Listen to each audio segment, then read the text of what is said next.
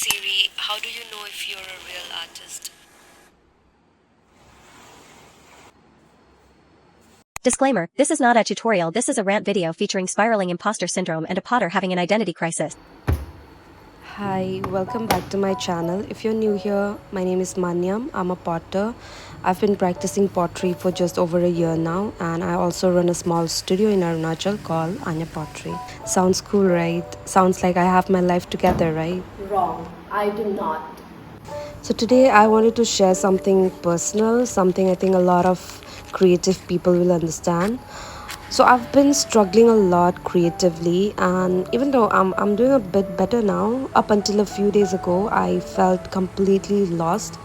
Like no matter how much I create or how far I've come, there's always this one silent voice in my head that says, You're not a real artist. You are a fraud. You're an imposter. so that silent voice got especially loud when I went to this artist residency in Assam. We were working with traditional potters alongside different artists from across the country, and everyone there seemed so confident. They looked like they knew who they were, they looked like they knew what their art meant. They talked so beautifully about their work, their concepts, and their process. And me, I just stood there like, I make stuff because it makes me happy.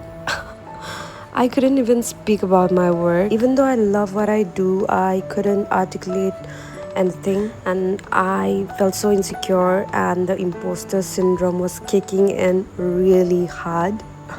And I started comparing my journey to everyone else's, and suddenly everything I'd built so far felt so small and so silly. And I know I'm not the only artist who feels this way. Yes, an artist. I am an artist, period. Let's just let that sink in for a while. Okay, so even after I came back home, I couldn't start working. I felt so disconnected from everything. But I've started spending time in the studio again, not forcing anything, not pushing anything, just taking it slow. So, yeah, that is where I'm at right now. That is my story. It isn't a story with a big lesson or transformation.